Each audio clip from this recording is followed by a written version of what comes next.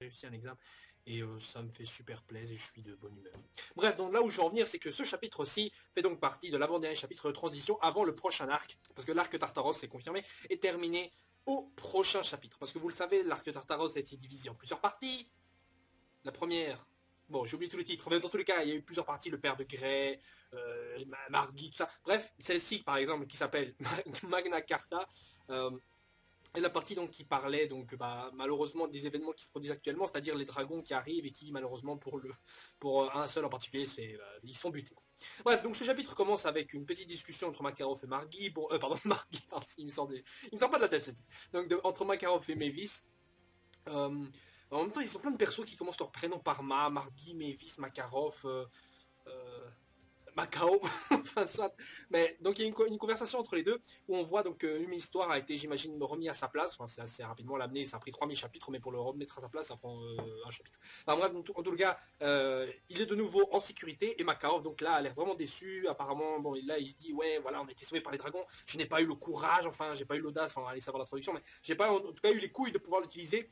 Et là, on a Mavis qui apparemment est plus ou moins de cet avis en disant aussi c'était certainement alors pas le bon moment pour l'utiliser. Alors à quoi sert alors le mini-store, on ne sait toujours pas, mais visiblement il y a un prix à payer. Enfin, il y a quelque chose qui fait que l'utilisation n'est pas vraiment sans risque.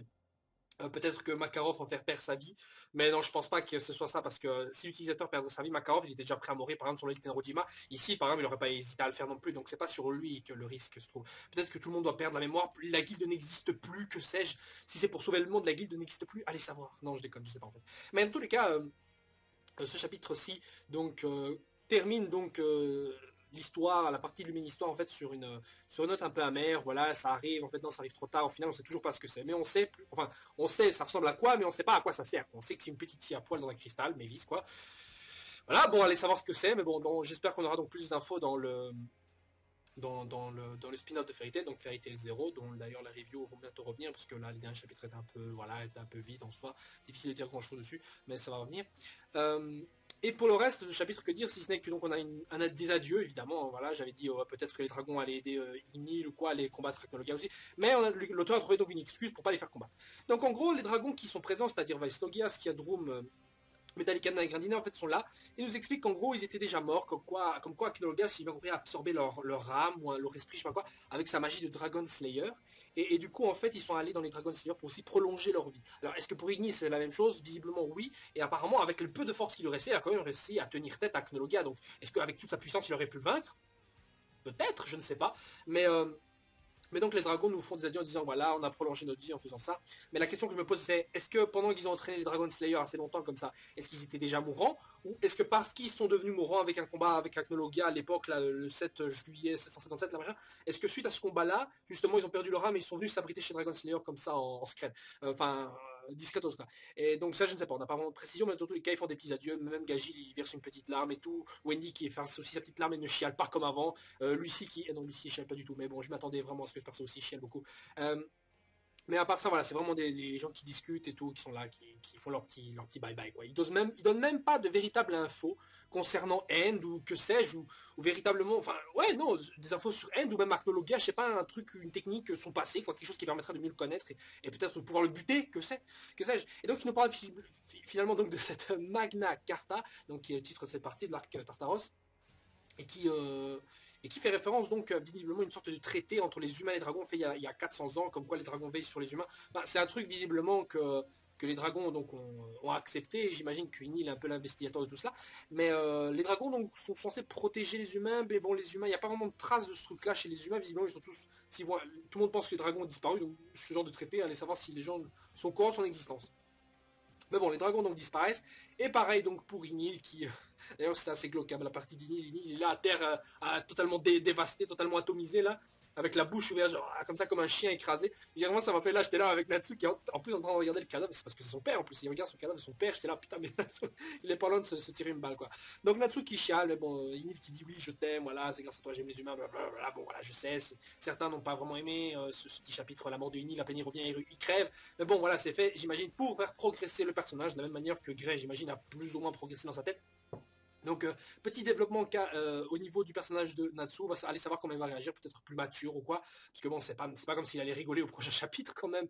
J'espère me tromper si on voit au prochain chapitre Natsu déjà déconner et tout, je vais faire un flashback de maintenant. Mais donc Natsu qui chale et qui dit qu'en gros il va botter le cul d'Acnologia, voilà, qu'en gros il va devenir plus fort et tout. Donc voilà, les choses se préparent, il n'y a plus d'Alliance Baram, il n'y a plus de Tartaros, il n'y a plus d'Oration 16 sans se parler, il n'y a plus non plus de Grimoire Air.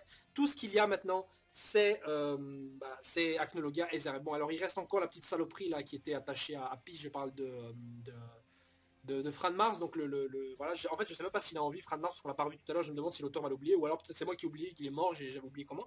Mais le chapitre donc se termine là-dessus, donc Nikki continue de vivre, que ça doit être son nouvelle délice, enfin blablabla. Voilà, vous savez, ce discours classique, quoi. Bon, si vous voyez un peu détaché par rapport à la mort de Igni, c'est parce que la dernière fois j'étais vraiment choqué, mais bon là ça passe maintenant, évidemment, ça m'a surtout fait rigoler, mais vraiment rigoler quand je vois la gueule de Igni là ouverte, mais vraiment comme un chien écrasé, quoi. Le gars est là comme ça, sur son cadavre, il est là. Moi ça m'a fait rigoler plus qu'autre chose, je sais, c'est morbide. Donc, le chapitre donc, se termine là-dessus. Alors, que dire sur les chapitres suivants? Parce qu'il nous reste un chapitre donc, qui est, j'imagine, censé être là pour conclure tout l'arc entier de Tartaros, vu que la partie Magna Carta se termine au chapitre prochain, et après ça, ce sera un nouveau truc. Qu'est-ce qui nous attend maintenant? L'idiot d'Ishval, Zeref, Aknolga, il nous reste encore ces trois pistes-là à établir. Alors j'imagine que Fairy Tail va totalement se concentrer peut-être maintenant, j'imagine, sur ses propres origines, maintenant qu'on a vu c'était plus ou moins lui une histoire. Peut-être que Macaron va se décider à nous lâcher quelques petits trucs importants ou quoi, mais bon, s'il avait gardé un secret ultra rare, ultra important sur Zeref ou Aknomega, je pense qu'il nous l'aurait quand même dit avant, hein, parce que je veux dire là, les gens seront pas vraiment contents de savoir qu'il a gardé des infos pour lui. Bref. Donc les gens, on se retrouve la semaine prochaine pour le prochain chapitre de Fairy Tail. Je m'attends à une bonne conclusion de l'arc de Tartaros, Mars qui meurt atomisé ou qui crève desséché, j'en sais rien, Minerva qui retourne chez Sabertooth, les deux autres Dragon Slayer qui commencent à avoir un power-up. D'ailleurs, petite note d'ailleurs, les deux dragons, là, Skiatrum et Vasilevia, qui disaient ouais, en fait on peut altérer la mémoire des gens, donc c'est pour ça que vous avez cru qu'on vous avait buté. En fait, on espérait que si vous croyez que vous nous aviez buté, vous auriez eu vraiment la force d'agir comme si vous nous aviez buté. Enfin, il n'y a aucun sens à ça, putain. Il n'y a aucun sens, mais vraiment tout a été improvisé limite. Enfin, soit, mais j'aime pas trop cette explication parce que c'est un peu con. Enfin bon, le fait de manipuler la mémoire, ok, d'accord, c'est encore possible, c'est magique et tout. Mais bon, faut pas dire non plus qu'il y avait un but à ça. Je veux dire, moi, j'aurais préféré que justement, ils disent plutôt, ouais, voilà, on a fait en sorte que vous nous pensiez mort pour pas que vous nous cherchiez ou quoi, pour que vous nous laissiez faire, pour pas que vous passiez votre vie à faire ça et que vous alliez de l'avant. Voilà, ça aurait été une belle explication logique. Pas juste, ouais, on voulait faire genre que vous pensiez que nous, on pensait que vous. Oh, non, c'est nul, c'est nul. Donc, on va conclure là-dessus.